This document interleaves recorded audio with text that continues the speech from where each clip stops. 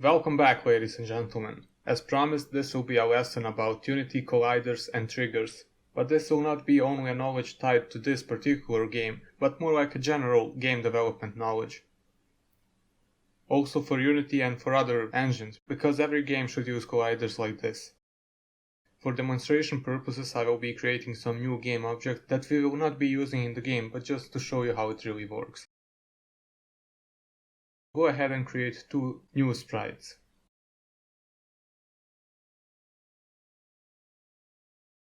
The first sprite will be named fixed because it won't be moving, and the second one can be named moving. They still don't have any images, so let's go ahead and attach some image. This should work fine. And for this,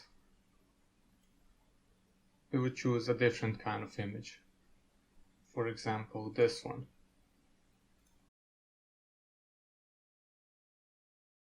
We want this image to be moving, so we will go ahead and add a component,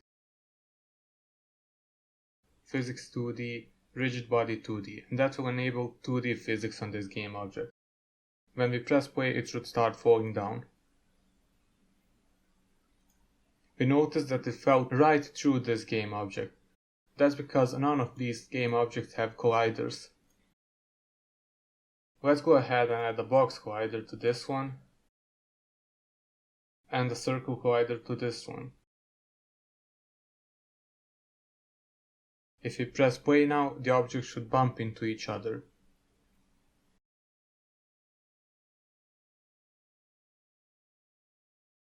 Now that we see that they are interacting, I want to show you also how 2D and 3D objects do not interact with each other, but we can have both of them in the same project. So let's go ahead and create a new 3D object. We can just choose a simple cube. The cube already has a box collider on it by default. We want it to be moving, so let's go ahead and enable physics by adding a rigid body to it. But this time we won't be choosing the physics 2D, but instead we'll choose just physics. Add the rigid body without the 2D. We also want to set the Z position to 0 because that matters with 3D objects.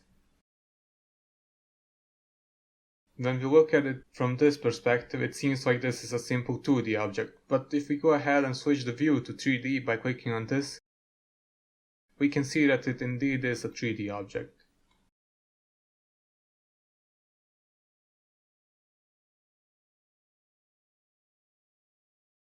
So if we press play now, both objects should be moving, but only this one will bump into the fixed object because 2D and 3D objects cannot interact with each other.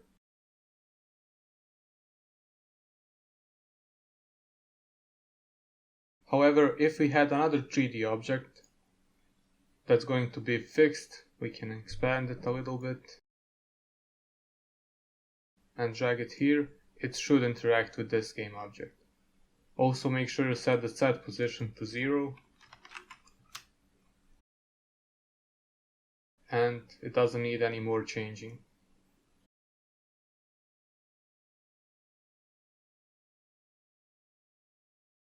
Okay, now that you know how colliders interact with each other, let's go ahead and delete these 3D objects.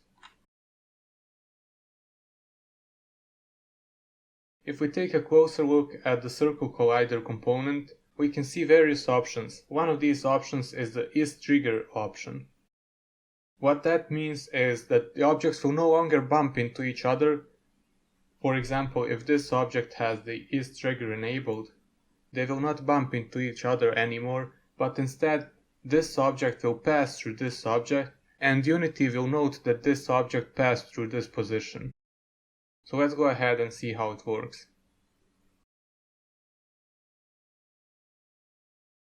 It seems like nothing happened, but Unity indeed registered the movement through this collider. What we usually do, we have one fixed object that has the isTrigger enabled on its collider, and we have a normal object without the isTrigger enabled pass through it, and then when it passes through, we have some kind of action occurring. Usually we have some kind of code executing at that point. To show you that, let's go ahead and create a new C# script, and we can name it Trigger Demonstration. Open it up in Visual Studio, and let's go ahead and delete these two methods for now.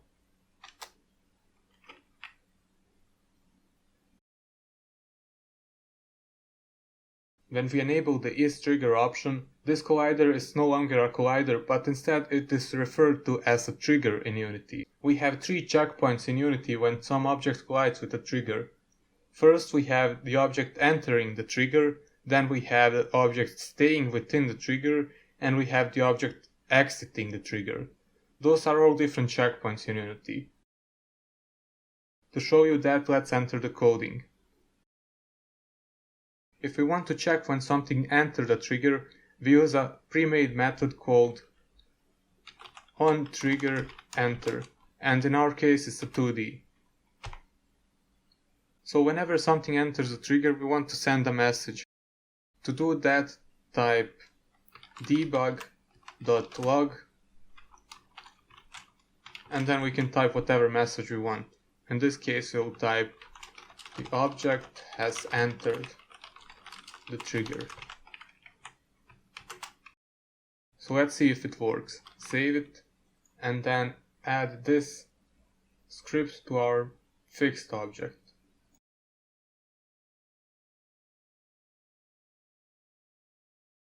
And we see that in our console we have the message, the object has entered the trigger.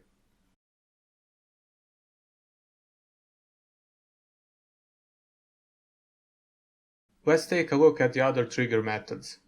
So we have onTriggerEnter and we have onTriggerExit.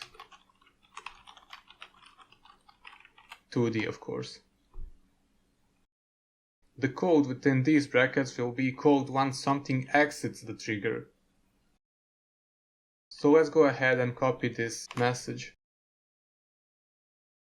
But we want to change this to has left the trigger. Save it, and let's go ahead and see if it works.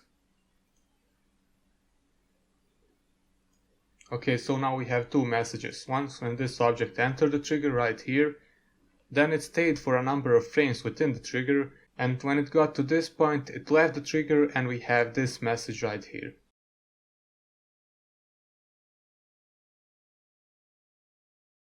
So as you might have guessed by now, there's also a method called onTriggerStay 2D. The code between these brackets will be executed while some object is staying within this trigger. So we can copy this once again.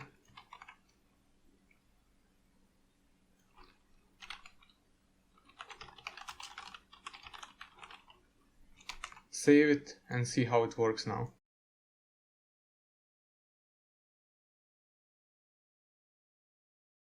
So now we have a lot of messages. We have one message when the object was falling down and entered the trigger for the first time. Then it stayed within this trigger for about 10 frames. And when it finally left, we have this final message. I hope this lesson improved your understanding of how triggers work within Unity, and it's mostly the same in other game engines as well. Now that we are done with this demonstration, we can go ahead and delete these two objects since we won't be using them in the game.